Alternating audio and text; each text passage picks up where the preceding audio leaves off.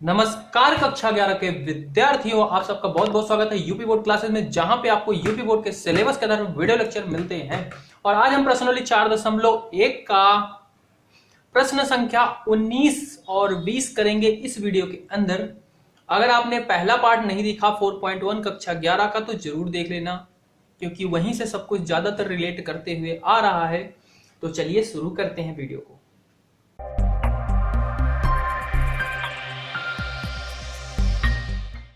प्रश्न संख्या 19 दिया गया है। क्या दिया गया है? ये है n+1 n+5। कह रहा है कि संख्या जो है 3 का एक गुणज है। गुणज का मतलब समझते हो ना? मतलब इसमें 3 का गुणा हुआ है, मतलब ये 3 के पहाड़े में आता है, ऐसा कह सकते हो।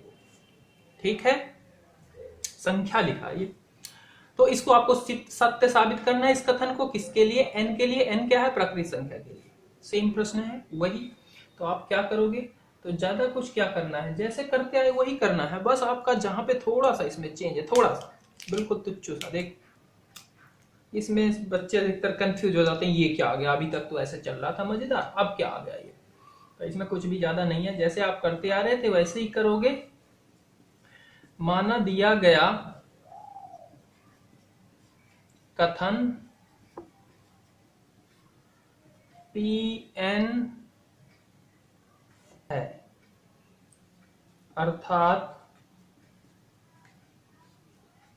Pn n+1 n+5 सारी चीजें वही लिखनी है जो लिखा गया था। जैसे हम करते आए ना, संख्या 3 का एक गुणज है। उसके बाद क्या करना होता था? n बराबर 1 के लिए इसमें क्या करते थे? n की जगह पे 1 रखते थे। ठीक है, अब n की जगह पे आप इसमें जब 1 रखोगे तो इसमें LHS और RHS नहीं है। ठीक है, तो यहाँ पे वो मत समझना कि n का लिया तो सिर्फ यहाँ पे 1 रखेंगे। आप इसमें पूरे में n की जगह पे 1 रखोगे। n की जगह पे 1 रख के इसे हल करोगे तो यहाँ पे 1 रखा, 1 हो गया, 1+1 और 1+5। ठीक है, ये हो गया। इन दोनों का आप सम करोगे, ये हो जाएगा 2, 1 गुणा 2, यहाँ पे 2 हो गया, और ये क्या हो गया? 5 1 6, और गुणा करोगे तो 6 दूनी 12 गुणा 1 यानी कि 12। और ये जो 12 है ना, ये क्या है? 3 का गुणज है, मतलब 3 के पहाड़े में आता है। तो यहां से क्या हुआ कि आप n बराबर 1 के लिए ये क्या हो गया? कथन सत्य साबित हो गया। अतः P1 सत्य है। ठीक है, हमने n की जगह 1 रख के देखा, सत्य है। अब क्या करना होता था? k के लिए हमें मान लेना होता था। ठीक है, तो 1 के लिए सत्य है तो वही चीज लिखेंगे, माना k एक प्राकृत संख्या है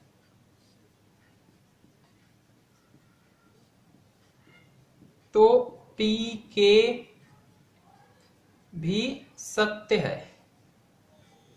समझ रहे हो ना? pk क्यों हुआ? क्योंकि n 1 था, 1 भी प्राकृत संख्या था, उसके लिए जब ये कथन सत्य था तो k के लिए भी होगा। तो यहाँ पे हम 1 n की जगह पे क्या रख देंगे? k रख देंगे। k+1 k+5। ठीक है, और हम इस पूरे को क्या करते हैं? k+5 संख्या क्या होगा? संख्या 3 का गुणज है। गुणज है तो हम इसे थोड़ा सा छोटा कर लेते हैं, मतलब इसको इसके बराबर लिख लेते हैं। मान लेते हैं 3m, तो हमें दिखेगा कि हाँ पूरा 3 का गुणज है, क्योंकि ऐसे दिख नहीं रहा है ना।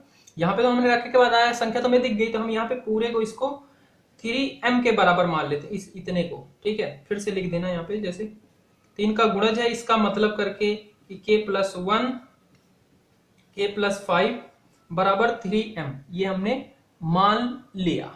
ठीक है, अब क्या करना था? अब सिद्ध करना है कि pk+1 भी सत्य है। ये भी हमें सिद्ध करना है कि ये भी सत्य है।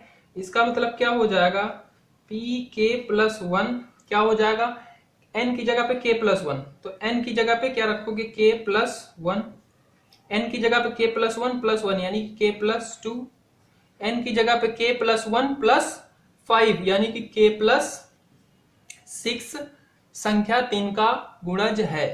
ठीक है, संख्या 3 का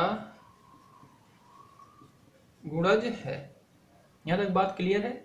बिल्कुल क्लियर है। अब आपको इस चीज को सत्य साबित करना है। अब यहीं पे जो भी है थोड़ा सा ट्विस्ट है, ट्विस्ट। ठीक है क्या ट्विस्ट है, हम इस पूरे को लेंगे, ठीक है, इसको लेंगे और इसे हम हल करेंगे और लास्ट में हम ऐसा दिखा देंगे कि जो भी रिजल्ट आया है वो क्या है, 3 का गुणज है। देखो कैसे, अब इसको हम k plus one, k plus two, k plus three लेंगे, ले लिया हमने, और इसको हम हल करेंगे। देखो ऊपर मिटा के मैं लिखता हूं,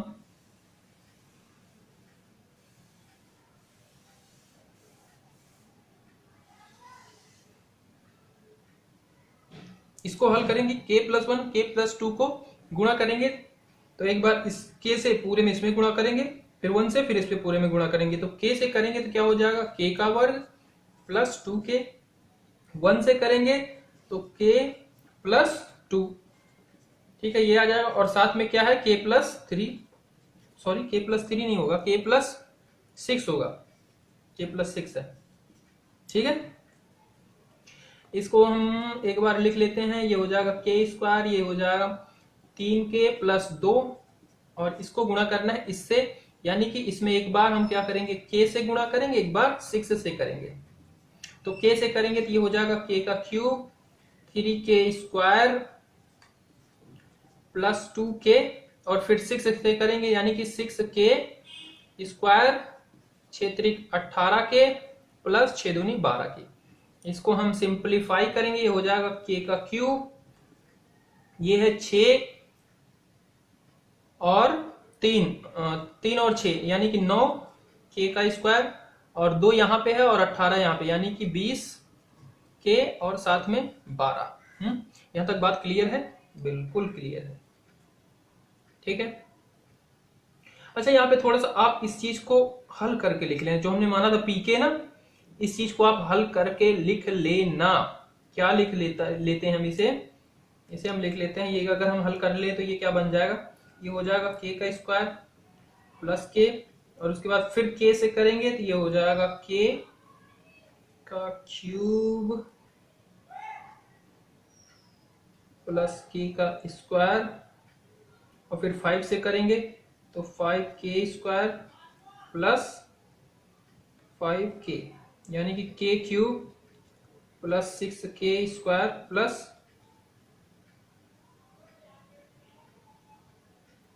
5k,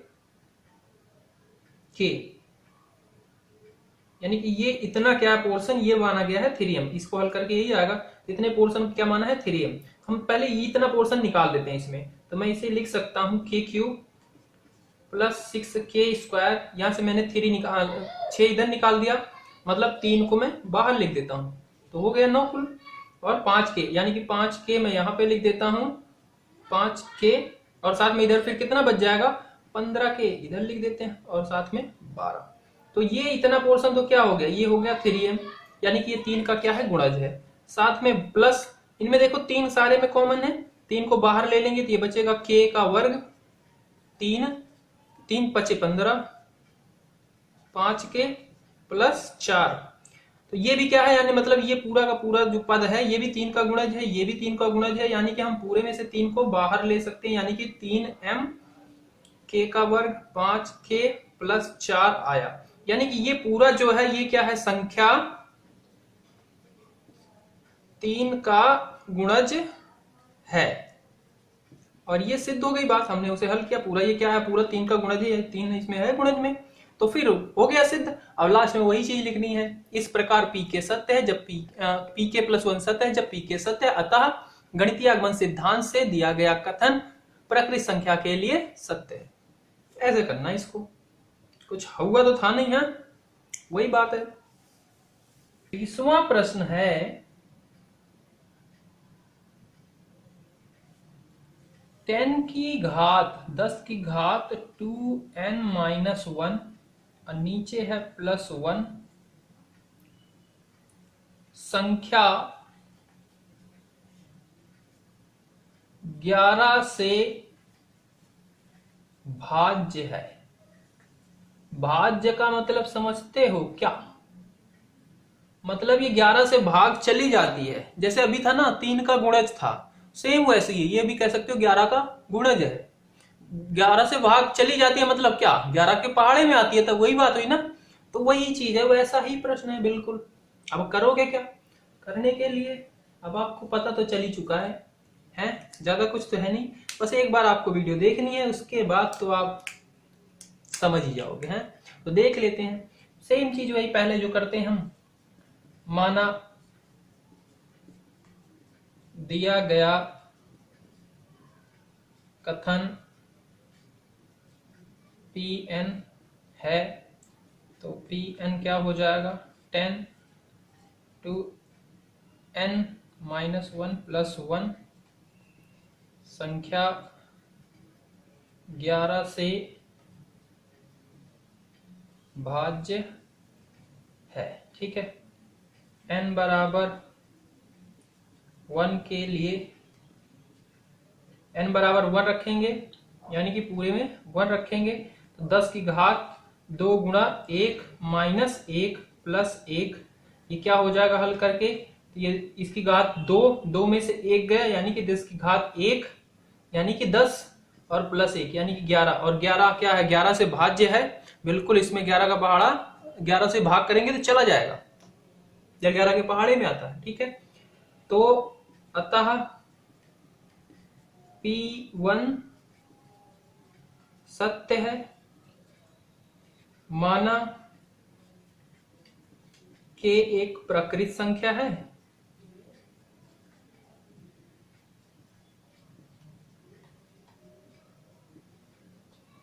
तो Pk भी सत्य है। सत्य हो गया है, सत्य भाई, सत्य नहीं। तो ये क्या हो जाएगा, Pk 2 की घात k माइनस 1 प्लस 1 संख्या 11 से भाज्य है। तो हमें यहाँ पे थोड़ा सा कुछ मान लेना पड़ेगा, मतलब 11 से भाज्य है तो इसको हम मान लेते हैं कि ये क्या है, 2k माइनस 1 प्लस 1 11 से भाज्य है, यानी कि 11m मान लेते हैं, m कोई सा भी कुछ भी है, पर वो क्या है 11 है, यानी कि 11 से भाज्य होगा। है, हमने जब बोला तो इसे इस तरीके से मान लेते हैं। ठीक है, इसको आप समीकरण नाम दे सकते हो, कुछ भी कह सकते हो, जहां m एक प्रकृत संख्या है, m आपकी कोई प्रकृत संख्या है। ठीक है, अब सिद्ध करना है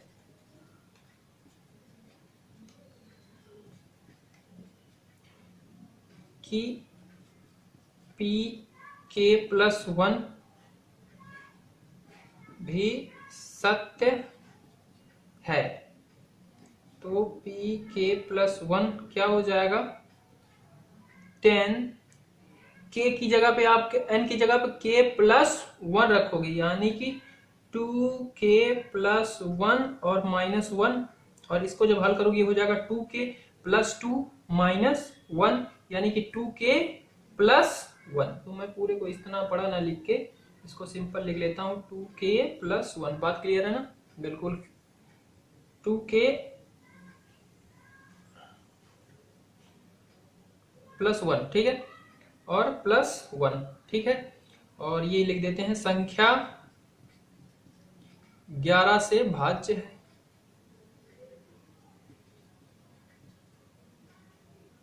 अब क्या करना होगा हमें इसे सत्य साबित करने के लिए, इस चीज को हल करके इसको कुछ इस टाइप से लाना होगा कि 11 उसमें क्या हो, गुणे में हो, तभी वो भाज्य चला जाएगा। तो इसके लिए मैं ऊपर मिटाता हूं। अब इसका ये पोर्शन हम लिखते हैं यहाँ पे और इसे हल करते हैं। देखो ये 2k+1 +1 ये है, जो कि 11 से भाज्य में, इसको सत्य साबित करना है, 11 से भाज्य है। इसके लिए हम क्या कर सकते हैं, हमें ये पी के वाला समीकरण जो हमने माना था, यहाँ पे मिट गया थोड़ा सा, ये 11m, इसको ध्यान में रखना है, इसी के जरिए होगा। ये क्या था, 10 की घात 2 के -1, ठीक है। तो इसको इस रूप में हम लाएंगे, कैसे लाएंगे, हम इसे लिख सकते हैं क्या, यहाँ पे है 2k, ये हम लिख सकते हैं इसको -1 + 2। अगर मैं इसे हल करूंगा तो यही आएगा 2k + 1, बिल्कुल यही आएगा, और साथ में 1 लिख सकते हैं। अच्छा जी, और फिर हम इसे लिख सकते हैं कि 10 की घात 2 और 10 की घात 2k -1। ये चीज नहीं याद आ रही है तो मैं याद दिला दूं, 9th में आपने पढ़ा था घातांक नियम, जिसमें क्या होता है, अगर आधार क्या हो, दो आधार बराबर हों और घातें अलग अलग हों तो उनका गुणा होके क्या हो जाता है, उनकी घातें जुड़ जाती हैं और आधार वही रहता है। ये नियम था, ठीक है। तो हमने क्या किया, इसे इस रूप में ब्रेक कर दिया, मतलब ये क्या था, जुड़ा हुआ था, यानी कि ये क्या रहा होगा, 10 की घात ये और गुणा में 10 की घात ये, तो हमने वही अलग अलग लिख दिया। कोई दिक्कत नहीं, बिल्कुल कोई दिक्कत नहीं होनी चाहिए, ठीक है। अब यहां से आप ध्यान से देखो, इस पोर्शन को आपने कहीं पे देखा है, बिल्कुल देखा है, ये मिट जा रहा है। 2k -1 + 1 = 11m, तो यहाँ पे 2k -1 ही है, तो इसकी जगह पे आप क्या लिख सकते हो, 2k -1, इसकी जगह पे लिख सकते हो आप 1 को उधर भेज दो, 11m -1 लिख सकते हो। 10 की क्या हो जाएगा, 1 को उधर भेजोगे तो ये हो जाएगा 11m -1।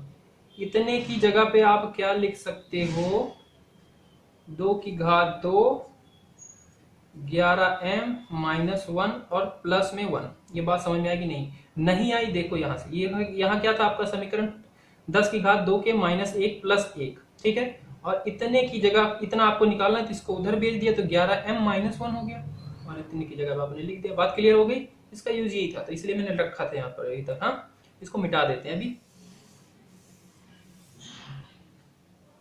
अब आप इसे हल करोगे तो ये 10 की घात 2 यानी कि 100, ये क्या है 11m -1 और +1, इसको सिंपलीफाई करते जाते हैं तो ये हो जाएगा 1100m -100 और +1, यानी कि 1100m -99, यानी कि इसमें से मैं 11 बाहर ले लूं तो ये क्या हो जाएगा 100m -9, और जो कि 11 से क्या है, भाज्य है। अब ये पूरी संख्या क्या होगी, 11 से भाज्य होगी, जो यहां पे लिख देंगे, जो संख्या 11 से भाज्य है, और यही हमें सिद्ध करना था, हमारा सिद्ध हो गया ना। अब लास्ट में क्या लिखेंगे, वही चीज, इस प्रकार pk + 1 सत्य है, जब pk सत्य है अतः गणितीय आगमन सिद्धांत से प्रकृत संख्याओं n के लिए दिया गया कथन pn सत्य है।